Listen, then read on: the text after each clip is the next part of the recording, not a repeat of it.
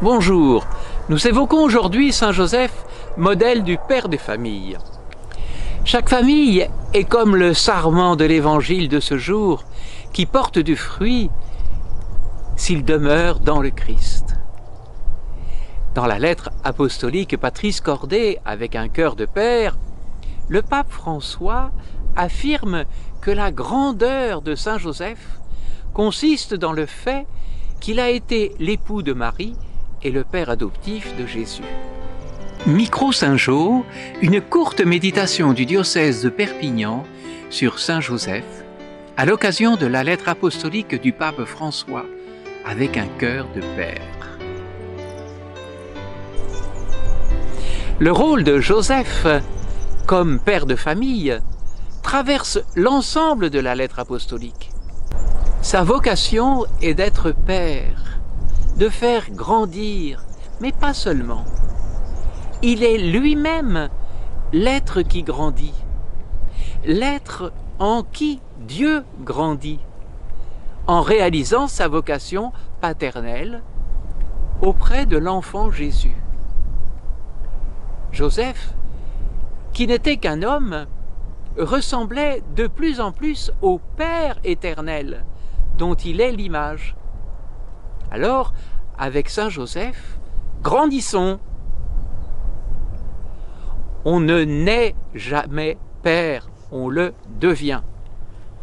Et on ne le devient pas seulement parce qu'on met au monde un enfant, mais parce qu'on prend soin de lui de manière responsable. Toutes les fois que quelqu'un assume la responsabilité de la vie d'un autre, dans un certain sens, il exerce une paternité à son égard. Il y a donc des paternités spirituelles. Le Saint-Père, les évêques, les prêtres, les éducateurs, les parrains, ou encore les beaux-pères.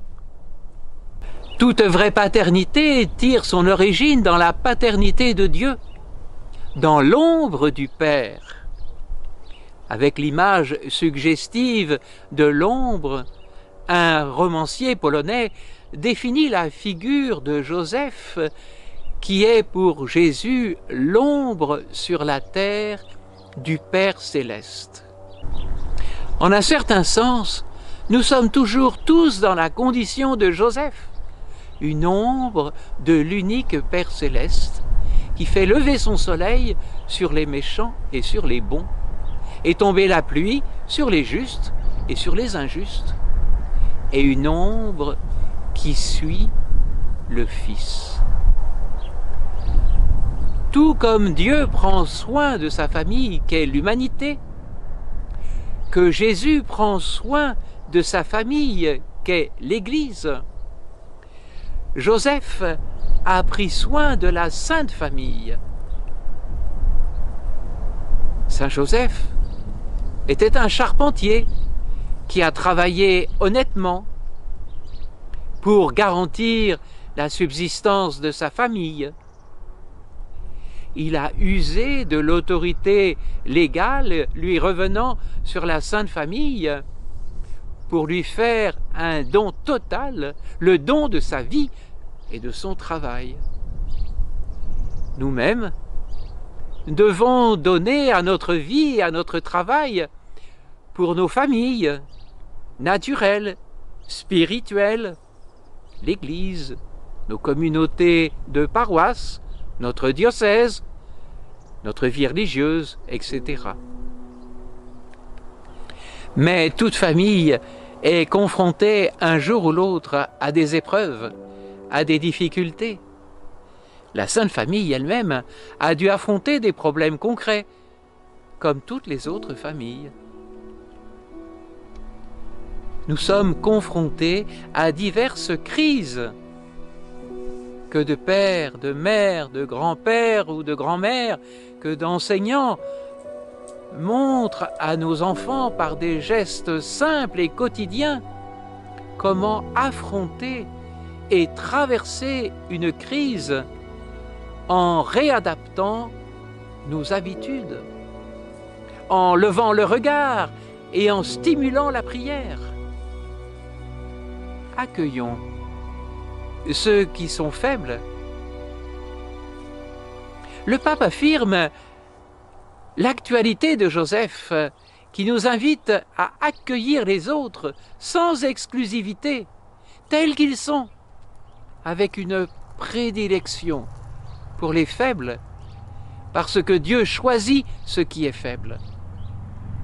Il est père des orphelins, justicier des veuves, et il commande d'aimer l'étranger. Je veux même imaginer que pour la parabole du fils prodigue ou du père miséricordieux, il se soit inspiré des comportements de Joseph. Une autre difficulté actuelle est le manque de travail.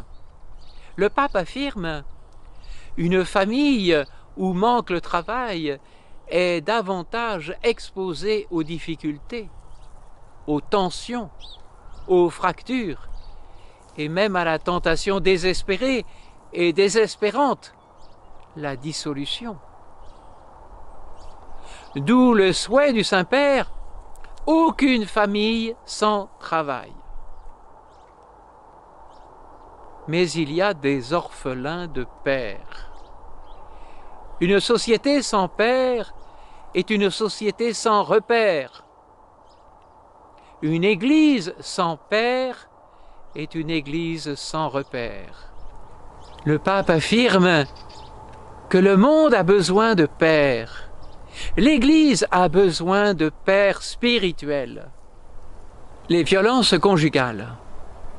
Aujourd'hui, en ce monde où la violence psychologique, verbale et physique envers la femme est patente, Joseph se présente comme la figure d'homme respectueux, délicat, qui, sans même avoir l'information complète, opte pour la renommée, la dignité, la vie de Marie.